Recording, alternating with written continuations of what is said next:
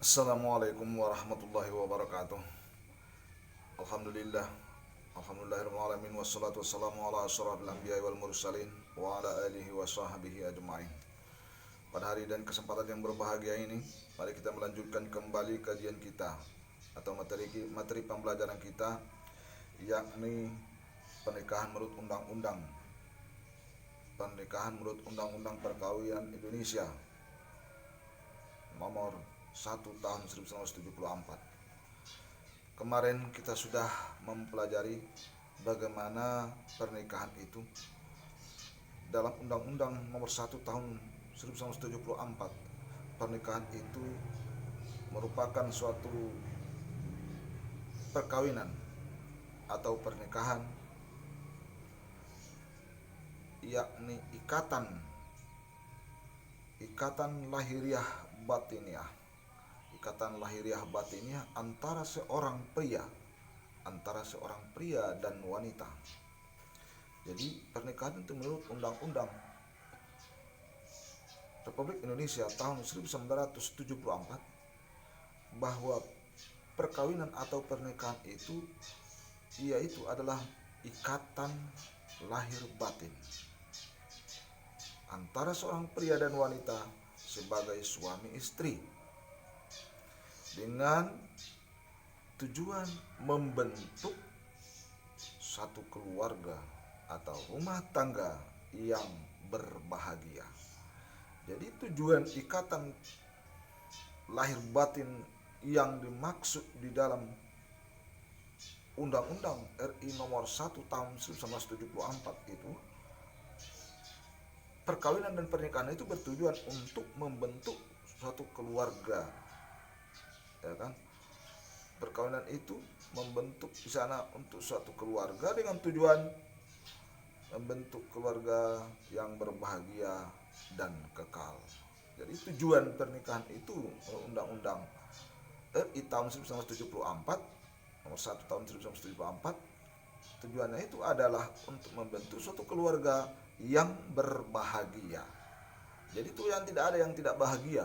Di sini menandakan bahwa tujuannya adalah berbahagia dan kekal berdasarkan ketuhanan yang Maha Esa. Jadi tujuannya itu membentuk suatu keluarga yang berbahagia, ya kan, kekal dan bahagia. Jadi bahagia itu keluarga yang berbahagia, satu keluarga itulah tujuan perkawinan ataupun pernikahan menurut Undang-Undang RI tahun 1974. Nah, kita melihat bahwa di dalam negara Republik Indonesia, ya, yang bersangkut paut dengan penduduk harus mendapatkan legalitas pemerintah dan tercatat resmi seperti halnya kelahiran, kematian, dan perkawinan. Semua itu tercatat di dalam pemerintah. Maka untuk mentertibkan hukum dan tertibnya administrasi, maka tertata cara pelaksanaan pernikahan harus mengikuti prosedur. Jadi termasuk dalam pernikahan di Indonesia harus mengikuti prosedur yang sudah ditentukan sebagaimana diatur dalam peraturan pemerintah tentang pelaksanaan Undang-Undang nomor 1 tahun 1974. Nah, ya. Jadi di sini dalam Undang-Undang nomor 1 tahun 1974 sudah diatur tata cara pelaksanaan pernikahan. Maka di sana ada suatu pencatat pernikahan. Adapun pencatatan pernikahan sebagai termaktub dalam bab 2 pasal 2 adalah dilakukan oleh pegawai pencatat nikah atau PPN. Jadi ada khusus PPN yang mencatat nikah di pemerintahan. Ya, kita lihat ada di KUA yang berada di wilayah masing-masing. Karena itu pegawai pencatat nikah mempunyai kedudukan yang amat penting dalam peraturan perundang-undangan di Indonesia. Nah, jadi PPN itu sangat memerlukan, sangat menentukan dan sangat penting dalam kedudukannya dalam peraturan perundang-undangan di Indonesia, yaitu diatur dalam Undang-Undang nomor 32 tahun 1954. Jadi pentingnya pencatatan peraturan atau PPN itu tadi telah telah diatur dalam Undang-Undang Nomor 32 Tahun 1954. Bahkan sampai sekarang PPN adalah satu-satunya pejabat yang berwenang untuk mencatat perkawinan yang dilakukan berdasarkan hukum Islam di wilayahnya masing-masing. Artinya apa? Siapapun yang ingin melangsungkan perkawinan berdasarkan hukum Islam berada di bawah pengawasan PPN.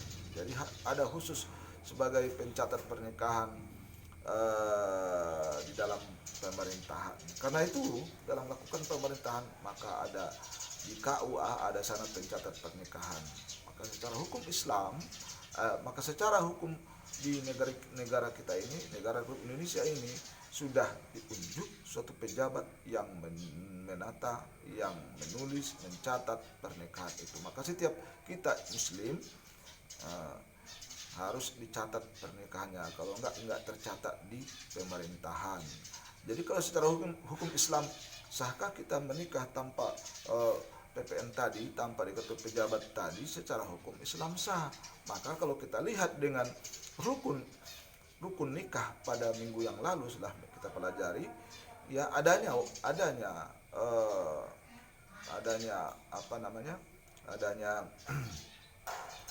calon mempelai laki-laki, adanya calon mempelai perempuan, adanya wali, adanya dua orang saksi sidah, yaitu ijab kabul, ya, yang menghalalkan antara keduanya.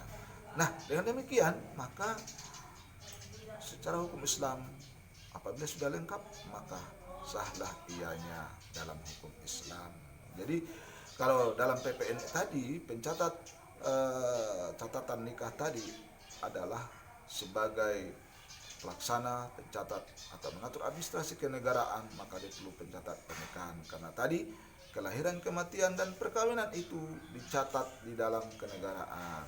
Karena itu itulah perbedaan, itulah keadaan, dan itulah begitu pentingnya bagaimana pencatat pernikahan, bagaimana secara hukum kenegaraan, bagaimana secara hukum Islam.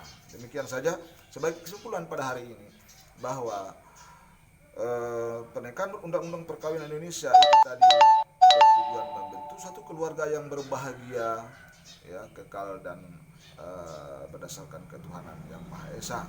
Maka sebagai pencatat pernikahan di Indonesia telah dicantumkan dan diatur yang berdasarkan peraturan Undang-Undang Nomor 32 Tahun 1954 sudah diadakan dibentuk namanya PPN pada waktu itu untuk membuat administrasi perkawinan di negeri kita ini.